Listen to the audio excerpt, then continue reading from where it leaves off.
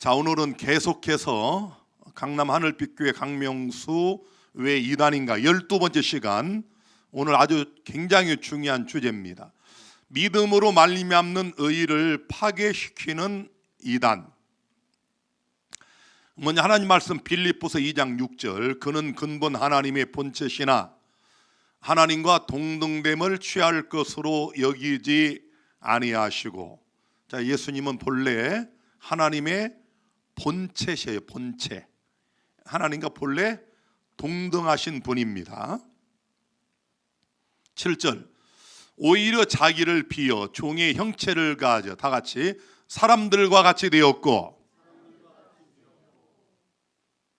본래는 하나님의 본체시나 자기를 비우고 하나님과 동등됨을 취할 것으로 여기지 않으시고 사람들과 같이 되었다. 8절에 사람의 모양으로 나타나셨음에. 이해가 되시죠? 영존하신 아버지, 전능하신 하나님, 평강의 왕이신 그분이 사람의 모양으로 이 땅에 오셨다. 자기를 낮추시고 죽기까지 복종하셨으니 곧 십자가에 죽으심이라. 자, 이 땅에 우리처럼 똑같은 사람으로 오신 예수님이 강명수 장로의 주장처럼 정말 우리가 똑같은 죄되고 타락한 본성으로 오셨는가? 사실은 굉장히 쉬운 문제인데 어렵게 만들어 놨어요. 잘 보세요. 요한복음 1장 14절에 말씀이 육신이 되어, 태초에 하나님이 계셨고 말씀이 계셨고 그 말씀이 곧 하나님이라고 이렇게 시작을 하잖아요. 그런데 그 말씀 하나님이 육신이 되셨고, 우리가 똑같은 육신, 우리 가운데 거하심에 우리가 그 영광을 보니 독생자, 아버지의 독생자의 영광이요 은혜와 진리가 충만하더라. 이 땅에 존재하는 아담의 모든 후손들은 절대로 아버지의 독생자의 영광이고 은혜와 진리가 충만한 사람은 예수 그리스도 외에 아무도 없습니다. 자, 예수님이 우리와 똑같은 사람이 되셨는데 예수님이 우리와 똑같은 죄되고 타락한 본성을 가졌느냐, 이 질문에 대한 답으로 이 말씀을 잘 보시란 말이에요. 말씀이 육신이 되고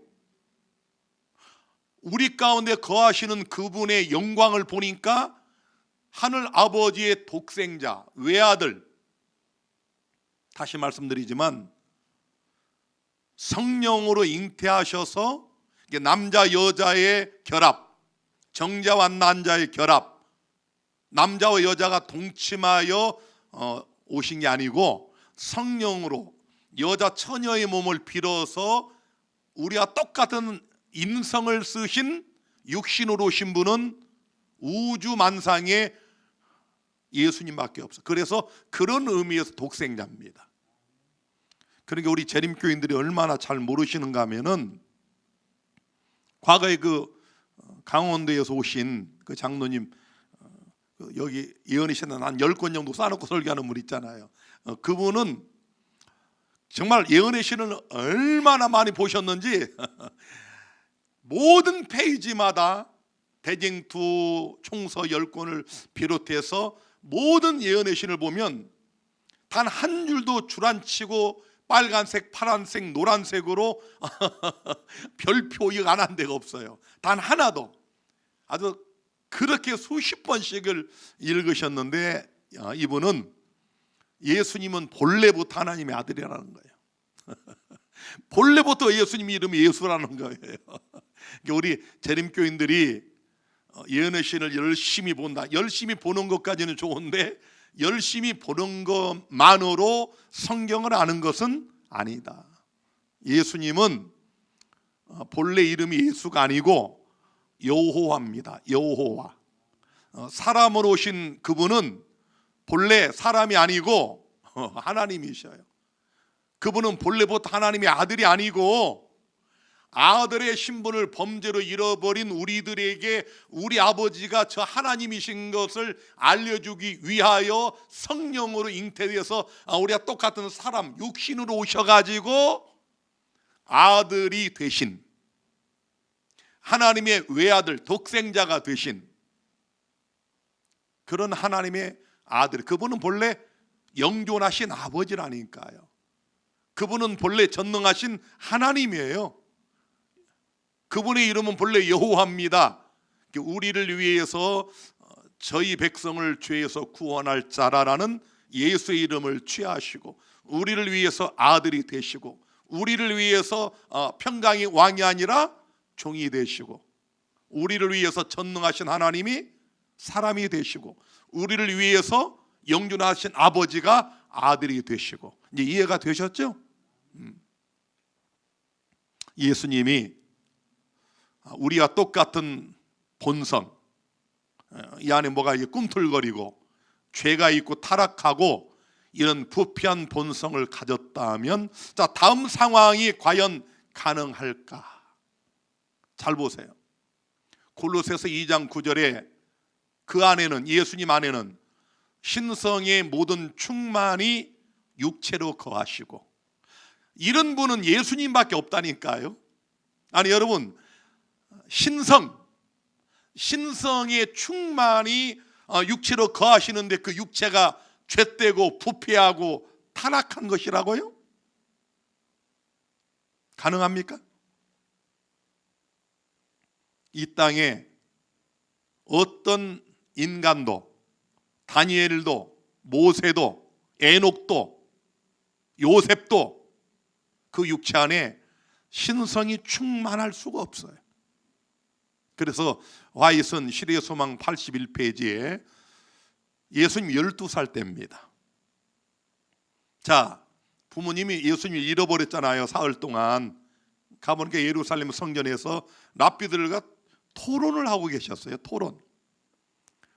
그의 얼굴에는 빛이 있었으며 12살짜리 예수님이, 그들은 그 광채를 보고 놀랐다. 신성이 인성을 통하여 번쩍였다. 성전에서 그를 발견하였을 때 그들은, 부모님 요셉과 마리아는 예수와 랍비 사이에 오가는 말을 듣고 그의 질문과 대답에 놀랐다. 자, 이런 사람이 있었나요? 아니, 신성이 12살짜리 12살이 몇 학년입니까? 4학년, 5학년. 아니, 초등학교 학생의 얼굴에 신성이 번쩍인 사람이 있었냐고요. 혹시 여러분들이 박진화 목사를 이렇게 한 30몇 년, 우리 김여은 집사, 박진화 목사 얼굴에 신성이 번쩍이는 거 혹시 보신 적 있어요?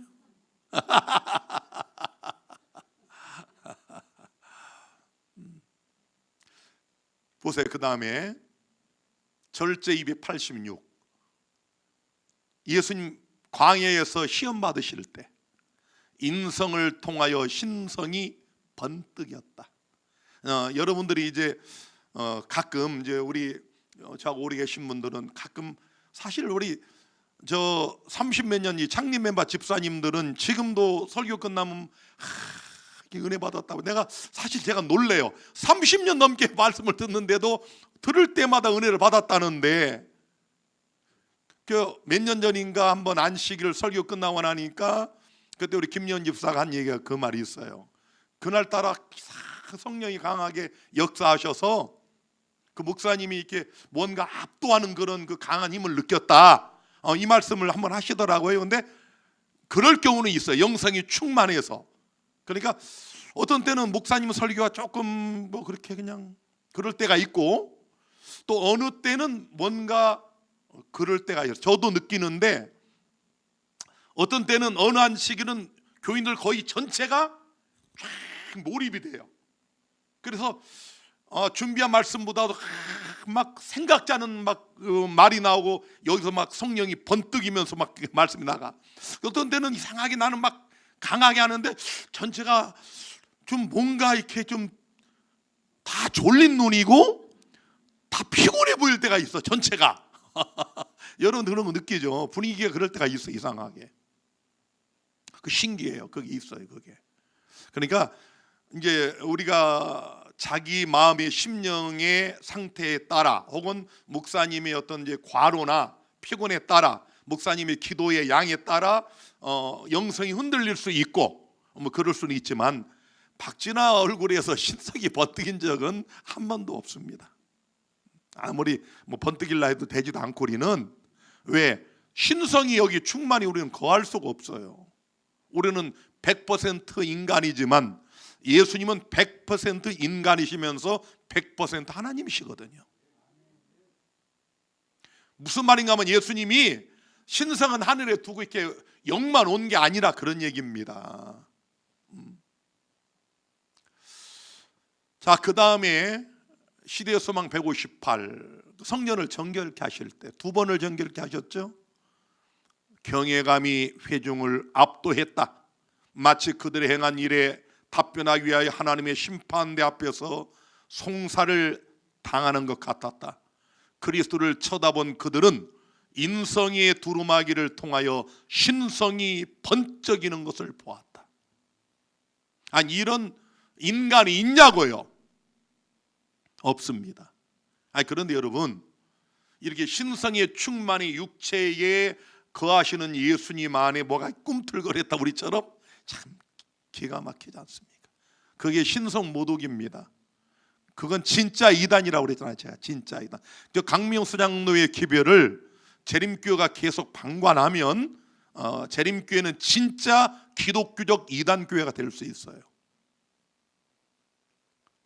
그 다음 보세요. 겟세마네 동산에서 시대의 소망 421, 내부에서 나오는 신성이, 제자들이 이렇게 졸다가 눈 떠서 보고 졸다 이렇게 보니까 인성을 통하여 번쩍이고 하늘에서 임하는 영광과 교차되었다. 야, 참, 우리 예수님이 우리가 똑같은 육신을 쓰셨지만 이렇게 그분의 33년 반 이 땅의 삶 속에 12살 때부터 신성이 번쩍이는 이런 순간들을 사람이 봤습니다. 그리스도께서는 쓰러진 자세를 일으켜 하나님과 같은 위엄으로 일어나셨다. 하나님과 같은 심령의 고뇌는 사라졌다.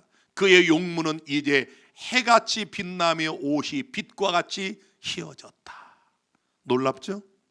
자, 그 다음에 이제 그 예수님이 붙잡혀 가서 십자가 지시기 직전에 시대 소망 731페이지 헤롯 왕 앞에 갔잖아요. 헤롯은 양심의 가책을 받고 있었다.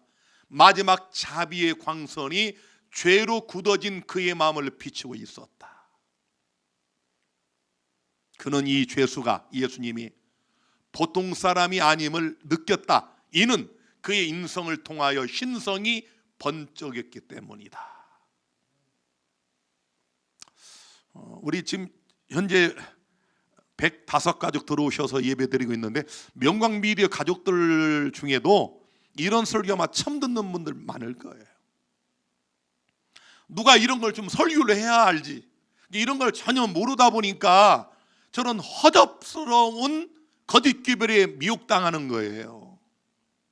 내가 오늘 아침에도 단톡방에 썼지만 내가 나중에 한번 보여드릴게요.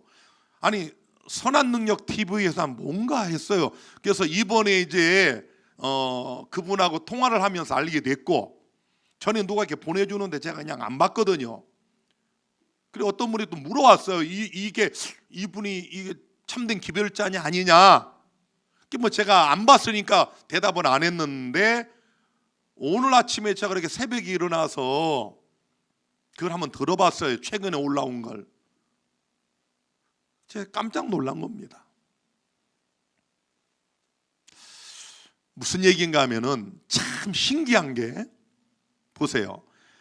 이분이 강명수 장로에게 출교당했다고 억울해서 동정원 앞에 출교 이의서를 보낸 사람이거든요. 아니, 여러분, 출교 당해 나왔으면, 안양이 집이면 안양 안식일교회 나가면 되지 않나요? 그런데 참 희한합니다. 이 거짓 기업에 한번 이렇게 젖어든 사람들은 나오면, 아니 박진아 목사에게 배웠다가 여기 뭐 우리 박유한 전도사도 그랬고 많은 분들이 나갔잖아요. 나가서 따로 이렇게 뭐 차리던가요? 다 안식일교회 나가잖아요. 안식일교회에서 장로가 되고 집사가 되잖아요. 근데 이상하게 저 거짓 기별을 먹으면 거기서 나오면 꼭 따로 차려. 예배소를 만들었어. 아니 나는 그것까지는 좋아. 뭐 예배소 만들어 교회 하나 더 하는 건 좋은데, 오늘 딱 들으면 이거 잘못, 이분도 저도 잘못 가고 있구나. 아니 십자가가 유대인들의 시금석이었대요. 그래서 이 십자가를 중심으로 왼쪽으로 3년 반, 오른쪽으로 3년 반, 그 예수님 다니엘서 9장에 나오는 한 이래 동안 언약을 굳게 한 거, 뭐 그것까지는 좋아요. 그런데 마지막 때는 일요일 시험령이 시금석이 돼가지고 전 3년 반, 후 3년 반. 나 참, 참 기가 막힌 거야. 그러니까 이 거짓 기별을 한번 먹은 사람들은 뭔가 딱 보니까, 강명수 장로가 평신도였는데 말씀 이게 연애신 같다 해가지고 가르치는 사람들이 모아지거든요. 그리고 뭐 계좌를 따로 변경해가지고 막 돈이 몇 억씩 들어와. 강명수 장로도 생애비에서 자기 스승의 그걸 배웠고, 그러니까 또 똑같이 따라서 하고, 거기 있는 그 재물을 보던 집사가 나와서 안양 안식일교회 나가면 되잖아요. 그런데 한 20명 모아가지고 또 지금 선한 능력 TV라 해가지고 쭉 하는데, 제가 볼 때 이것도 위험합니다. 앞으로 벌써 박진아 목사의 이런 설교를 좀 듣고 기본기를 좀 다지고, 아니 그냥 교회 나가면 안 돼요? 꼭 자기가 가르쳐야 됩니까? 그분 보세요 한번. 처음부터 끝까지 전부 예언이시냐? 근데 기본기를 모르면 저는 엉뚱한 얘기를 한다고요. 제가 거기 이렇게 쭉 대충 보니까 또 명광미디어 보는 분들이 거기서 또 아멘하고 있더라고요. 몇 분이. 참나. 여러분, 아무 설교나 듣지 마세요. 아무 음식이나 먹지 말라고요. 그 유튜브에 보니까 한 동네 16가구의 노인 부부 한 분하고 바로 100m 안 되는 집에 노인 3분이 동시에 딱 죽었어. 왜? 범인을 잡고 보니까 어떤 한 사람이 원한을 갖고 피로회복제에다가 청산가리를 넣었어. 딱 글도 써놨어. 왔는데 안 계셔서 피로회복제 하나 드시라고 놓고 갑니다. 부부가 그냥 둘이 그냥 바꿨어. 이렇게 먹고 그냥 죽었어.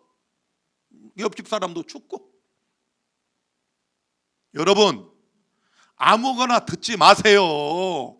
아니 박영호 목사 같은 배도자한테 가서도 아멘 하시는 분이 있더라고. 우리 명강미디어 들어오시는 분 닉네임을 보니까 그냥 아니 박영호 목사 같은 사람은 여러분 그 근처도 가면 안 돼요.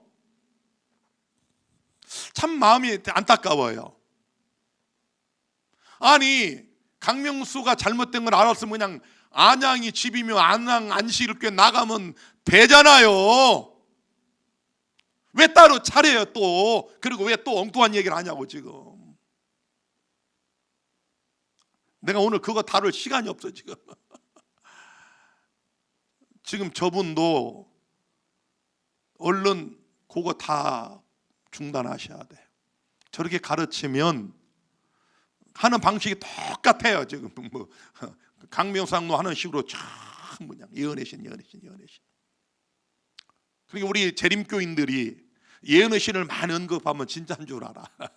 박명호 같이 예언의 신 많이 언급한 사람은 없습니다. 여러분 우리 재림교회에서 잘못된 그 이설자들 그 삼일째 부정하는 그 최면순 의사나 그런 예언의 신 달통하신 분들이에요. 저보다 예언의 신을 몇십 배 더 많이 읽은 분들이에요. 성경에 기본기가 없으면 안 되고, 우리 명강미디어 가족 여러분 지금 110가족 들어오셨네요. 제발 아무 말씀 듣지 마세요. 예. 제가 아무 문제 없는, 다른 건 제가 잘 모르고, 우리 김대선 목사님 설교는 아무런 문제 없어요. 김대선 목사님 설교는 정통적인 재림기별입니다. 그 외에는 제가 안 들어봐서 모르고, 우리 진례불교회하고 안성 분일교 설교만 들어도 여러분이 구원 받고도 남아요. 다른 데 기웃거리지 마세요.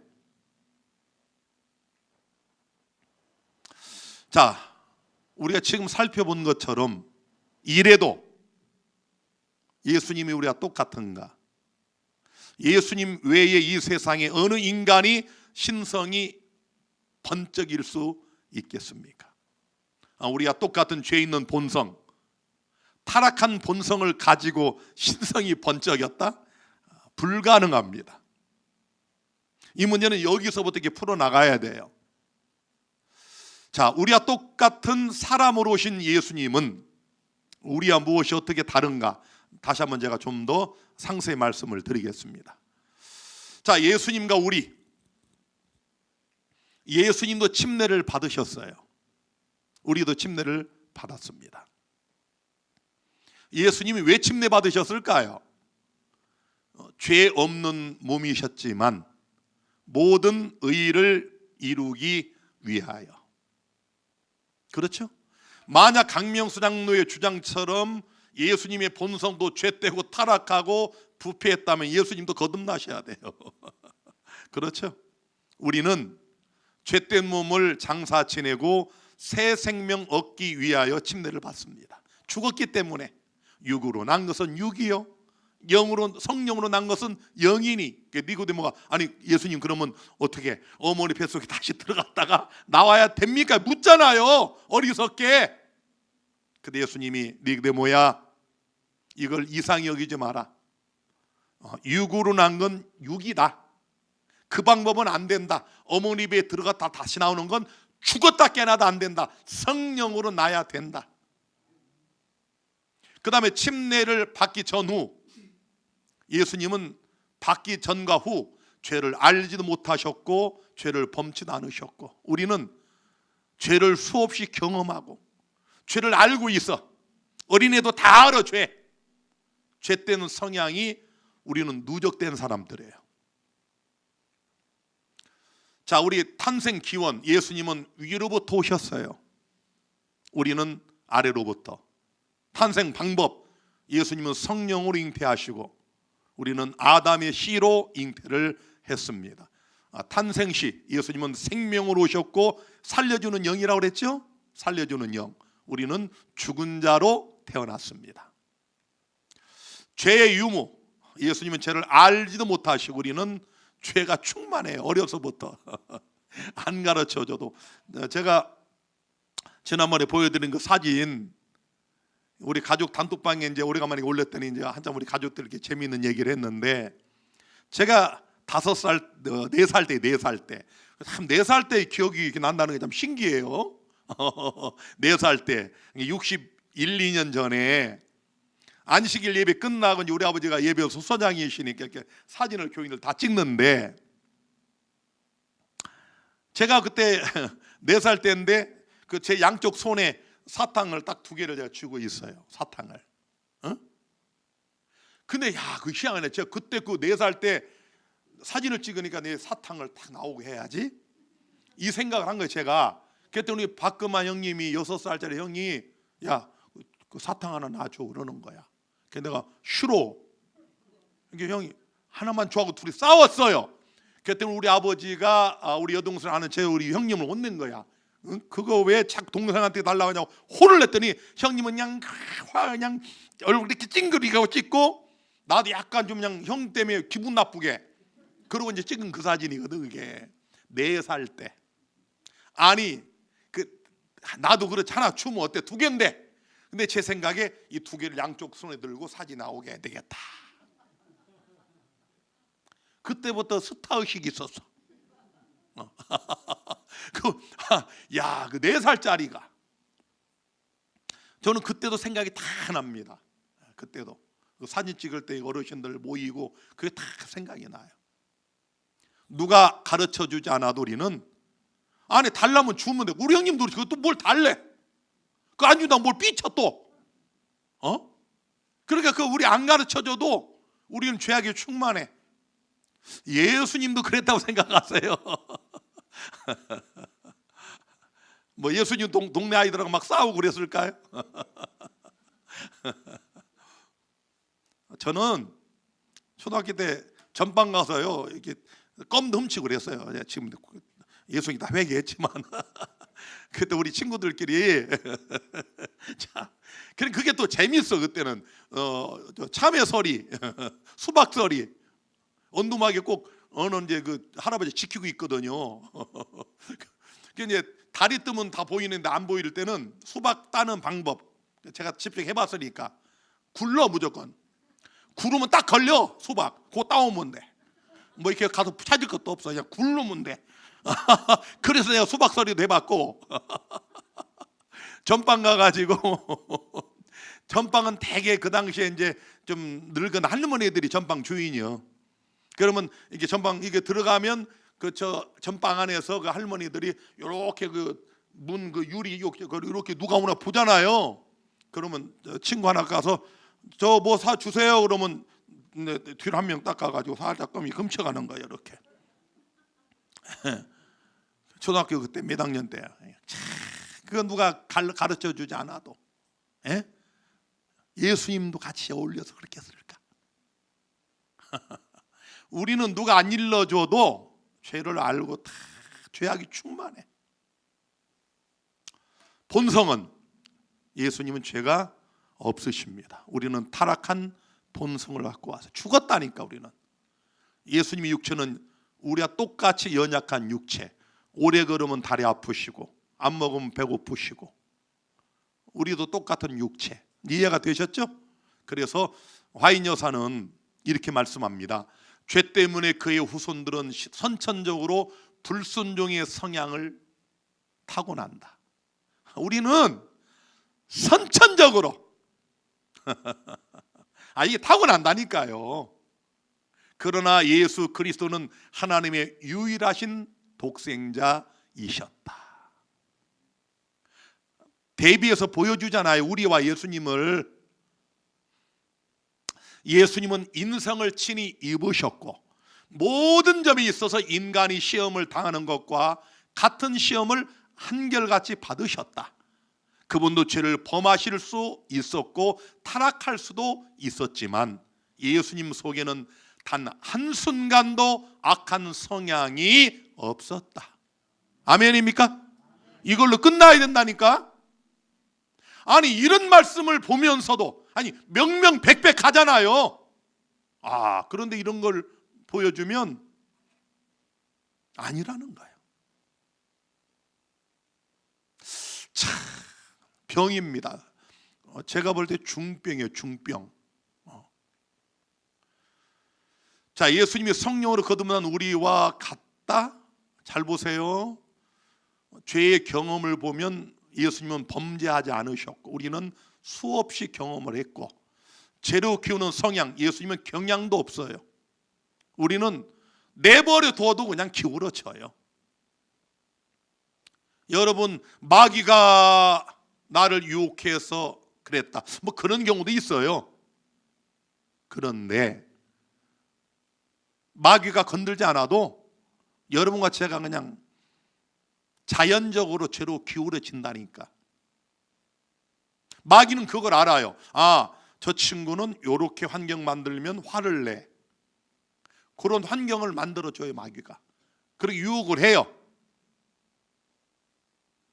그런데 때로는 우리가 마귀가 유혹 안 해도 우리 스스로 기울어져요. 죄에 대한 연약성은 예수님은 죄와 상관이 없다고 그랬어요. 마귀는 나와 관계할 게 없다 이렇게 말씀하셨어요. 예수님밖에 없다니까요. 우리 인간은 육신이 연약하죠. 그래서 아주 쐐기를 박는 말씀, 조심하라. 우리가 그리스도 인성을 어떻게 생각하는가에 관하여 매우 조심하라. 그분을 사람들 앞에 죄의 성향을 가진 한 사람으로 제시하지 말라. 예수님은 제2의 아담이시다. 아니 이걸로 끝나야 되지 않나요? 참 이상하죠. 아니 너무도 명확해서 해석할 설명할 이유가 없어요. 그 다음 보세요.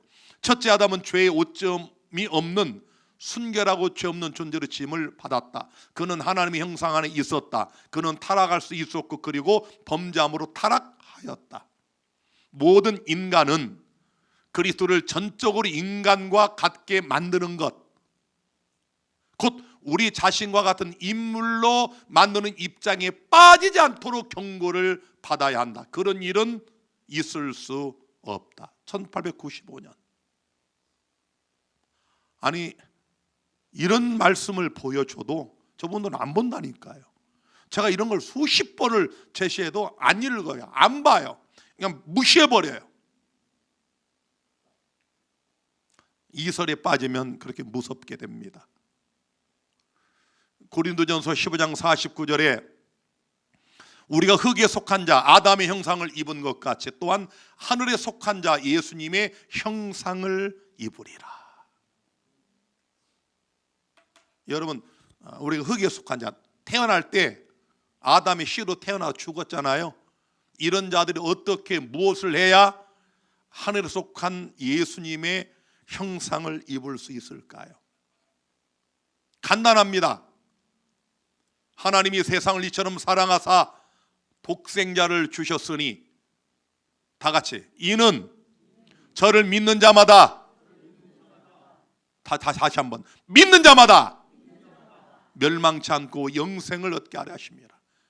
자, 아담의 씨로 아담의 형상을 입고 죽어나온 우리가 어떻게 하늘에 속한 예수님의 형상을 입을 수 있느냐?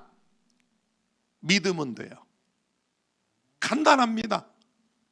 요한복음 1장 12절에 영접하는 자 그 이름을 다 같이, 믿는 자들에게는 하나님의 아들과 딸이 되는 뭘 줘요? 권세를 주십니다. 명확하죠? 너무 쉬워요. 아무나 할 수 있어요. 사지가 마비된 사람도 할 수 있어요. 에베소 2장 8절에 너희가 그 은혜를 인하여 믿음으로 말미암아 구원을 얻었나니 이것이 너희에게서 난 것이 아니라 하나님의 뭐라? 선물입니다. 의롭게 되고 구원을 받는 것. 우리가 죽어 나왔지만 예수 그리스도의 형상을 입어서 하나님의 아들과 딸이 되는 것은 믿음으로 되는 것이구나. 이걸 놓치면 안 된다는 게, 이걸 잘 보세요. 갈라디아 3장 26, 27절에 너희가 다 무엇으로 말미암아? 믿음으로 말미암아 그리스도 예수 안에서 하나님의 아들이 되었으니 누구든지 그리스도와 합하여 침례를 받은 자는 그리스도로 옷 입었느니라. 이해가 되시나요? 우리가 하늘에 속한 자 형상을 어떻게 입어요? 답이 나왔네요. 내가 태어날 때 우리 인간은 아담의 형상을 입은 것처럼, 아니 내가 선택 안 했잖아요. 마찬가지로 여러분과 제가 선택하기 전에 창세전에 죽임당한 어린 양이 더 넘치는 생명을 주셨어. 이미 이거구나 하고 믿으면 하늘의 형상을 입는다는 겁니다. 그걸 믿고 침례를 받는 사람은 누구든지 예수의 형상을 입는다는 겁니다. 그래서 이 첫사람 아담은 범죄하여 흙에 속한 자가 되었고, 마지막 아담 예수님은 성령으로 잉태되셔서 하늘에 속한 자가 됐다고 그랬죠. 그래서 흙에 속한 우리가 물과 성령으로 거듭나면 하늘에 속한 자의 형상을 입게 됩니다. 이런 사람을 그리스도인이라고 그러는 겁니다. 여러분과 제가 이 형상을 입었잖아요. 고린도서 5장 17절, 그런즉 누구든지 그리스도 안에 있으면, 예수 안에 있으면 새로운 피조물이라. 이거 잘 보셔야 돼. 예수 안에 있으면, 아시겠어요? 뭘 행해서가 아니란 말이에요. 교회 다닌 연조가 11주의 금액이 아니라는 거예요.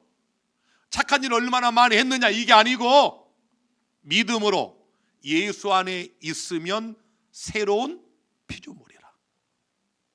다시 한번 정리를 합니다. 자, 성경이 말하는 죄는 뭐냐?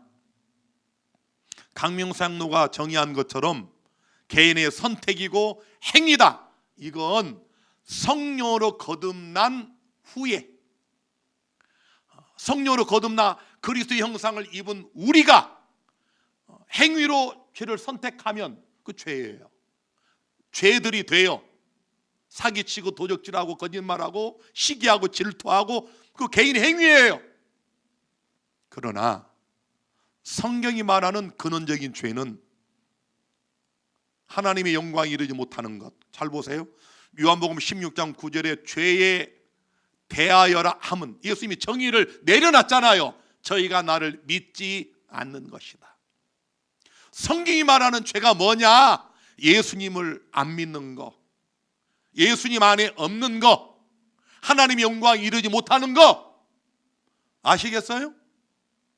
아니 여러분, 우리가 지난주에도 장례식을 치렀지만 죽는 거 간단하잖아요. 내가 그날 오후에 목요일 날 아니 그냥 오후에 광선이를 만났는데 내가 누구냐? 목사님. 다 대답했는데 8시간 후에 죽어. 금요일 날. 이야, 이 땅에서 나와 대화를 나누는 사람이 죽어. 딱 죽는 순간에 0.1초 만에 눈을 뜨면 영생과 영멸이 온다는 놀라운 사실. 진짜 여러분과 제가 이 땅에서 이렇게 예수님 몇십 년 믿다가 하늘에 간다, 영생한다, 새하늘과 새 땅에서 산다, 우주를 여행한다, 하나님 보장에 가서 1,000년을 산다. 이게 참 현재의 고난은 장차 우리가 누릴 영광과 좋기 비교조차 할 수 없다고 그랬잖아요. 그걸 아는 사람이 그리스도인이거든요. 그 영광스러운 그 특권. 그런데 뭐가 결정을 해요? 믿느냐 믿지 않느냐. 엄청난 거 아닙니까? 자, 성경이 말하는 죄는 뭐냐? 우리 두 어머님의 묘 산소입니다. 로마서 5장 12절에 이름으로 한 사람으로 말미암아 죄가 세상에 들어오고 죄로 말미암아 사망이 왔나니 이와 같이 다 같이 모든 사람이 죄를 지었으므로 사망이 모든 사람에게 이르렀느니라. 아기는 죄입니까? 참, 아니 아기가 죄인이 아니래요. 이 강명수 장로와 그 기별을 따라가는 사람들은 성경이 말하고 있는 죄의 근원적인 정의를 모르는구나. 근원적인 정의를 몰라요. 윤리적인, 도덕적인 그 죄만 생각을 하는 거예요. 죄의 정의를 행위와 선택에 두면 구원도 의롭게 되는 것도 철저히 행함에 기반하기 때문에 결국 믿음으로 말미암는 의를 파괴시켜요. 그리고 행함으로 말미암는 의를 추구하다가 결국 멸망에 이르게 됩니다. 자, 제가 이제 보여드릴게요. 실예를 보여드립니다. 갈라디아 3장 3절에 바울이 이렇게 부르짖습니다. 너희가 이같이 어리석으냐? 어리석도다 갈라디아 사람들아. 아니 이렇게 어리석으냐? 성령으로 시작하였다가 이제는 육체로 마치겠느냐? 이 무슨 말인지 잘 모르셔서 실례를 보여드릴게요. 복음을 듣고 믿음으로 시작한 너무 쉬운 이것을 율법과 행위로 유지하려고 하면 얼마나 어려운지 아세요?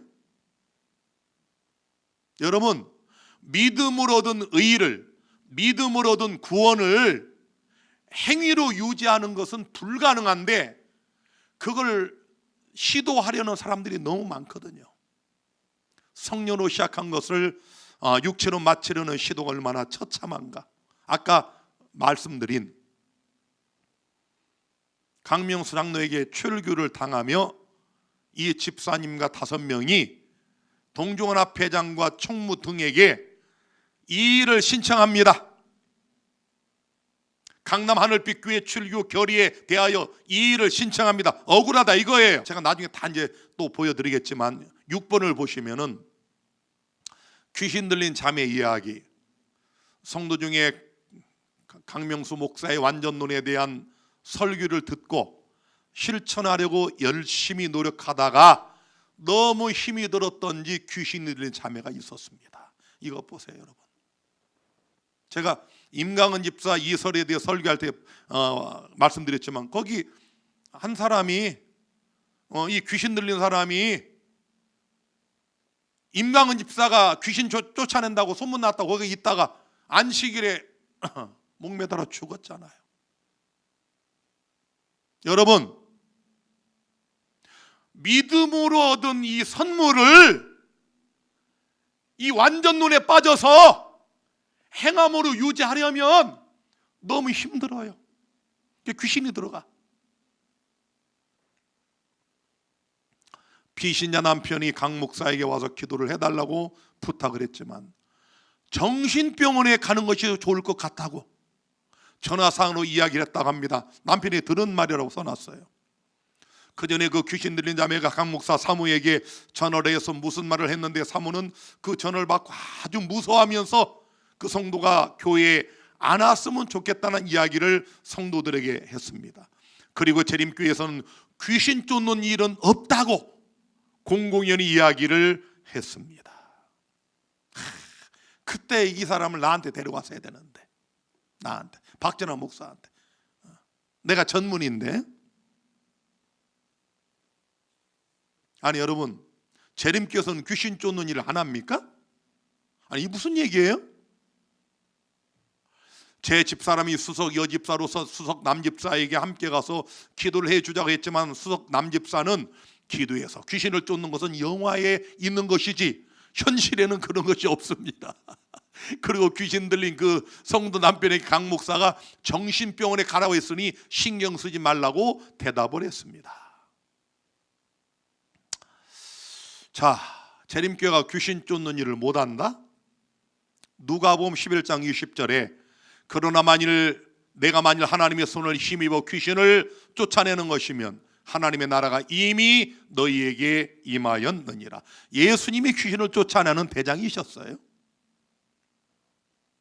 마가복음 16장 17절에 승천하시기 직전에 믿는 자들에게는 이런 표적이 따르리니 그 저희가 내 이름으로 귀신을 쫓아내며 새 방언을 말하며. 아니 여러분, 아니 소위 예수님처럼 죄짓지 않는 완전히 가능하다고 해서 이래야 승리의 복음을 우리가 아는 것이고 경험하는 것이고 이래야 늦은 비를 받는다는 강명수 장로가, 아니 여러분, 늦은 비 성령 받으면 귀신들을 쫓아내는 일은 그냥 뭐 언제든지 얼마든지 가능하고 죽은 자도 살려낼 수 있어요. 귀신 쫓는 일은 예수님도 하셨고 믿는 자들에게는 귀신을 쫓아내는 표적이 따르겠다고 약속을 하셨어요. 근데 뭐 재림교회에서는 귀신 쫓는 일을 안 한다? 아니 이런 거짓말이 어디 있습니까? 그 다음에 3번 보세요. 요건 이제 이 강명수 장로의 주장에 대한 한국연합 이단 이설 연구 대책위원회의 최종적 평가 및 입장. 3번, 죄 문제를 의지적 선택의 국면에만 제한시킴으로써 죄에 대한 더 포괄적인 이해를 간과하고, 그렇죠? 죄 문제를 자꾸 선택, 그에 따라 결국 그리스도의 대속적 공로와 은혜의 범위를 축소하는 결과를 낳게 하는 강명수 장로의 인식은 온당하지 못하다.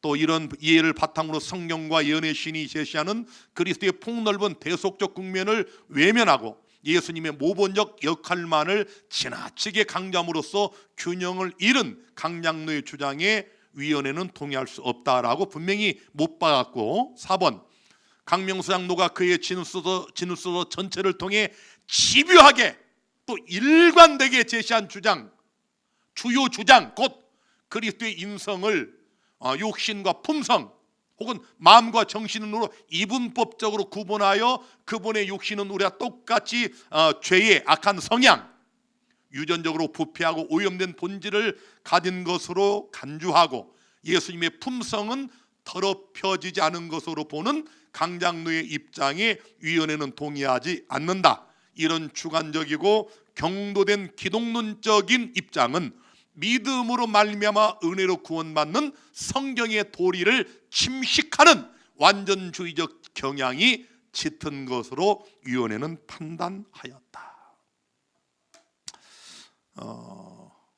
우리 한국연합회 이단예설연구위원회가 강매수 장로의 소명 진술서를 다 받고 읽고 연구하고 내놓은 최종적 평가입니다.